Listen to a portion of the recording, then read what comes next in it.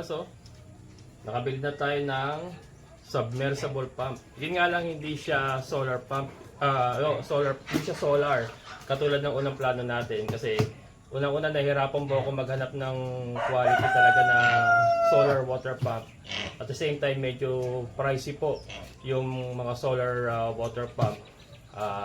Ngayon, para lang po maitakbo na natin itong ating sistema, nag-decide po ako na bumili na lang muna ng dikuryente na submersible water pump. Ito naman po mga kabokals, pwede po tayong bumili na lang ng separate na solar power source, yung may battery. Sa Raon meron po ako nakita dati na solar panel po siya, may kasama siyang battery, tapos may kasama siyang parang inverter na kung saan ito pwede pong magsaksak ng electric fan, ng TV, ng iba pa pong mga appliances. Ito, Maxi Pro po ang kanyang tatak mga kabokals. Capacity niya is 0.13 horsepower. So, mahina lang po siya. 0.13 horsepower. Ayan. Ang kanyang outlet diameter ay 25 mm. Ang kanyang yung bigat niya ay 3.8 kilograms. Tapos yung max flow niya is 85 liters per minute. 85 liters per minute ang kanyang maximum flow. Yung max head niya, yung taas simula po sa tubig na kaya niyang itaas yung tubig ay 7 meters mga kabokals. 7 meters, so that's good enough para may akit na yung tubig papunta doon sa ating filter ng ating aquaponics.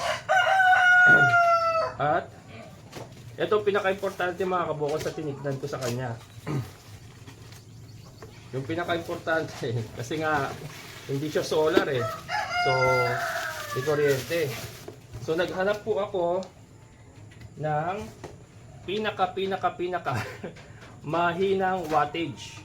Yan, sabi ko nga doon sa binilan ko, wala na po bang mas maliit na wattage diyan kasi ito po ay 100 watts. 100 watts. Katumbas po siya ng dalawang 50 watts na bombilya. 100 watts po siya. So, wala tayong choice mga kabukas kasi ito po yung una-una pinakamurang available na submersible water pump na makikita natin dito. At saka yung pinakamababang wattage na makikita nga po natin dito na mabibili natin.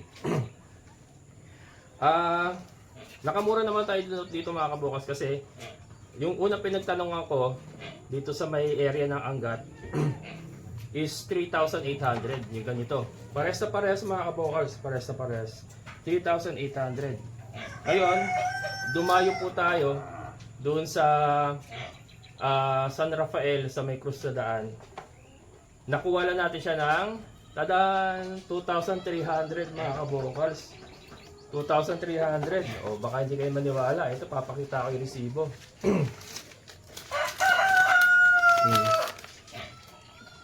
Can you see it?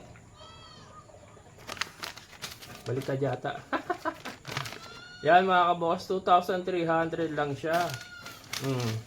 Versus doon sa 3.8 po na unang tinignan natin dito. Malapit dito. So naggasolina ako ng 100.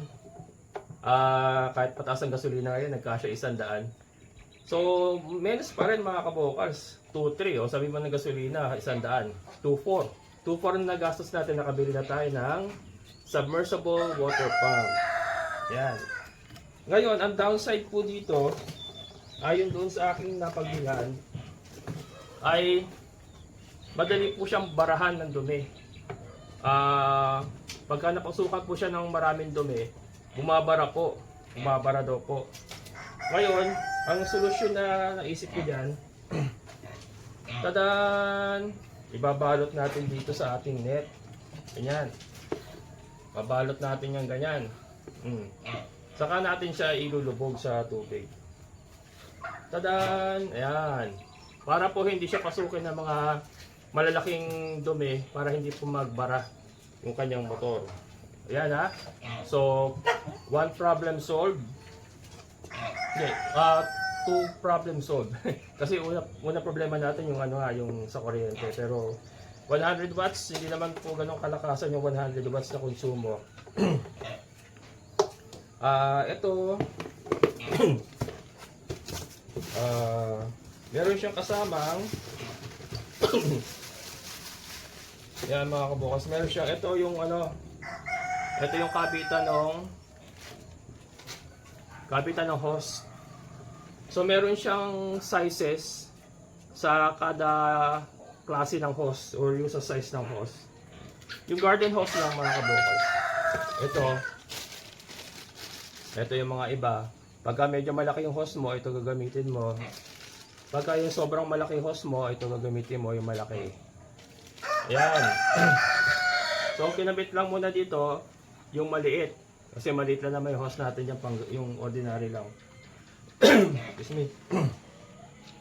Ayan, ngayon testingin ko. Kunyari, napuno na. Malapit na. Kunyari, napuno na natin to mga kabukas yung ating fish pan. Ayan. Ito. Can you see it? Yan, baldi lang muna kasi hindi pa puno. Ano pa lang, oh. Parang nagsasayang lang hanggang dito. Hanggang takpan pa rin daliri ko. So dito lalabas yung mga kabukas. Dito hihigop yan eh. Dito. Dito hihigop yan. Tapos ito may mga butas din. Pero dito hihigop yan sa paligid. Ito nakaganon. Nakalubog ng ganyan yan. Sabi, kung pwede ko naman daw iangat. Kunyari, pwede natin isabit dito. Pwede natin isabit, nakasabit lang siya. Para hindi rin siya masyado mabarhan. Tapos may net tayo. So yun. So pwede rin po natin gawin, isabit na lang natin siya na ganyan para hindi siya talaga nakasayad sa flooring. Ngayon, ito i-demo ko mga kabukas. Tignan natin kung gaano ba kataas yung kanyang pagbuga ng tubig.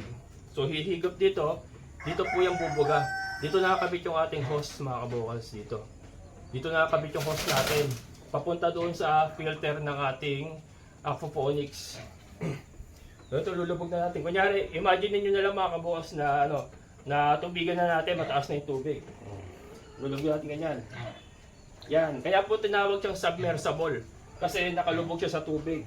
Kaya yung ganitong motor ay okay lang po kahit continuous po takbo kasi nakalubog siya sa tubig.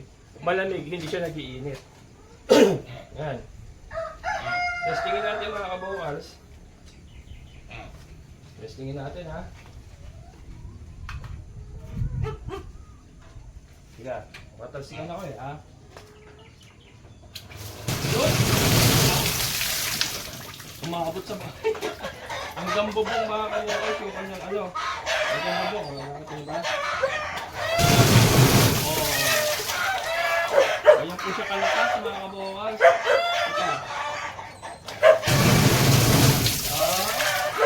Ang galing. Ayan. Abot agad po hanggang bubong. Plastic. Sabi ko sa napagbilan ko, para makontrol ko yung kasi sobrang lakas niya. Kung gusto mo nang pwede lang inala yung pasok ng tubig, papalitan mo lang ng maliit na hose. So maliit na hose lang para po hindi masyadong ma-overwhelm yung ating aquaponic system. Hindi siya umapaw. Maliit na hose lang kaya ang nakakabit po dito ay yung maliit na hose lang.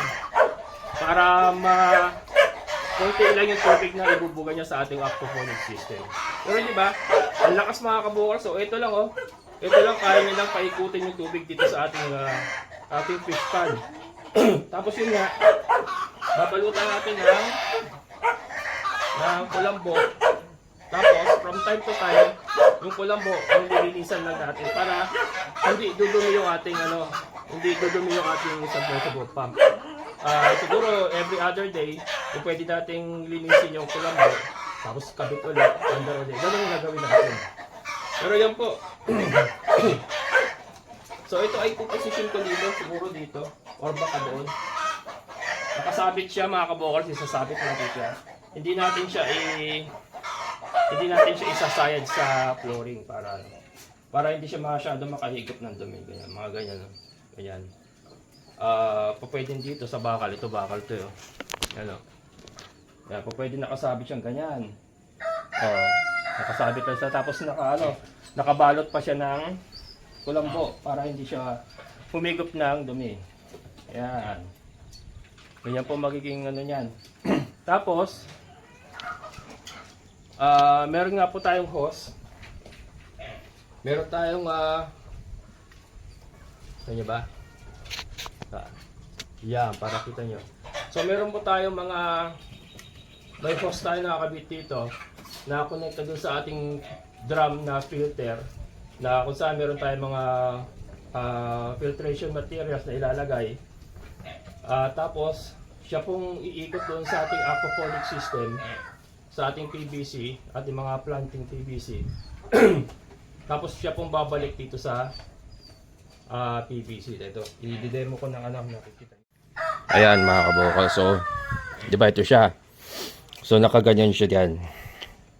Dito. Baka dyan natin siya ilalagay. Habaan na lang natin yung hose natin papunta sa filter. Nakaganyan siya. Hindi siya pero ano naman yan, okay naman yan kahit kasi meron siyang na talaga. Meron na siyang parang paa. So pwede rin siya nakapatong sa flooring. Kaya lang para po mas hindi siya dumumi kagad, mas maganda nakaganyan siya. Kaganyan. Nakabitin siya, nakasabit. Gagawin natin. So nandiyan siya, halimbawa, yan ganyan. Ganyan na. Tapos may hose tayo, di ba? Nakakonekta doon. Hindi ko pala nailagay yung drum natin doon, pero na doon yung ating filtration system. Tapos ayun yung orange na PVC na yon. Yan po yung ating mga aquaponic system. Iikot po yan, pa-L po yan. Sa mga bago sa channel ko, pa-L yan. Pa-L. Tapos lalabas siya dyan sa yan, lalabas siya dito sa ating PVC kulay blue na Adidas. Ayan o. Ayan, yan po yung nakakonekta doon sa kulay orange natin na D6 na PVC na may mga butas. Yan po yung may mga planting holes. Ayan, puntaan na natin para doon sa mga bago sa channel ko para mas ma-picture nyo kung paano siya talaga gagana. Ayan. So ayan mga kabukas, diba nakita nyo? Ayan po yung ating PVC.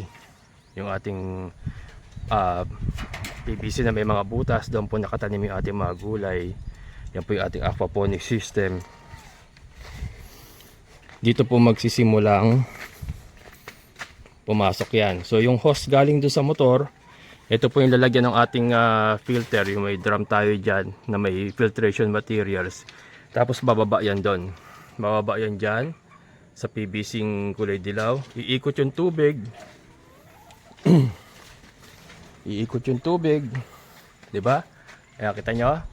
Iikot yung tubig. Tapos dito lalabas 'yan. Ayan, kung makikita nyo, nilagay na po natin ang Bulkasil. Ayan, may Bulkasil na po 'yan.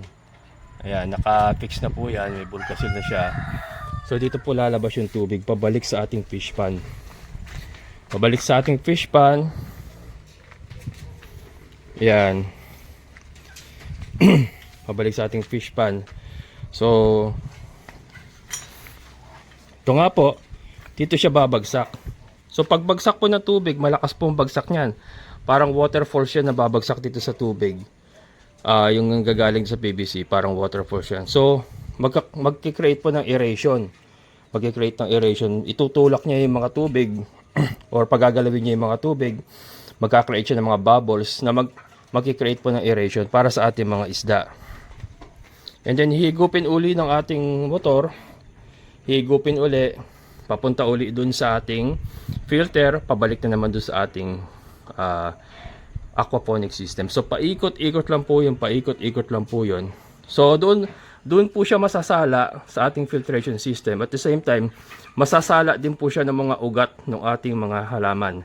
Kasi mag-uugat po yan, kakapol po ugat niyan. Magsisilbi din pong filtration yung mga ugat ng ating halaman para pagbalik po dito ay less ammonia, less toxic na po yung tubig. Pero although hindi naman ganun kalinaw, hindi ganun kalinis, pero yung harmful ammonia saka toxic mababawasan na po pagbalik dito sa ating fish pond para sa ating mga isda. So ganun lang po, paikot-ikot. Ganun po gagana yung ating aquaponics system. At the same time, meron tayong mga chickens dito na hindi naman po ganun karami ang ilalagay natin, yung tama lang para hindi rin po masyado mapollute yung ating tubig. Tapos meron tayong mga alagang isda. So may ilaga tayong isda, may alaga tayong mga layers. Tapos may alaga tayong mga gulay doon sa ating aquaponics system. So 'di ba? Parang isang cycle of life na paikot-ikot lang, paikot-ikot lang. Gamit po yung ating submersible water pump. Again mga kabokals, bibili pa po tayo ng solar power source niya. So ito po ay binili ko lang po para po maumpisahan na natin yung ating project. Kumbaga tumakbo na po siya. Habang hindi pa po tayo nakakabili ng ating solar setup, yan lang po muna gagamitin natin di kuryente. 100 watts po hindi naman po ganun kalakas po ang konsumo niya mga kabokals. Parang nagdalawang bumbilyo lang po tayo na 50 watts. So, diba? So, yan po mga kabokals ang ating project. Unti-unti na po nating nakukumpleto yung mga kailangan natin sa ating aquaponics system. So, susunod na vlog po natin, isi-set up ko na yung tubo, yung hose pala. I-set up ko na yung hose, tapos ipoposisyon na natin kung saan talaga siya. Kukonekta na natin doon sa ating filter, maglalagay na tayo ng ating filtration system doon. Plano ko mga kabokals, babalutin ko na lang ng yung insulator, yung ating drum, para hindi siya kagad masira ng init. Babalutin ko na lang insulator instead na pinturahan ko pa siya.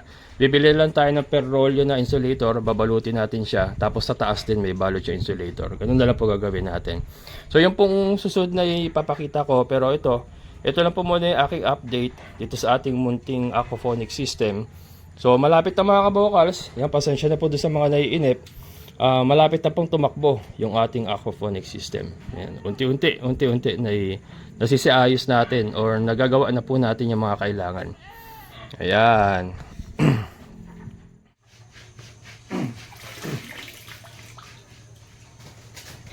Ayan mga kabukas, so unti-unti na po natin nakakompleto yung mga kailangan natin dito sa ating aquaponic system.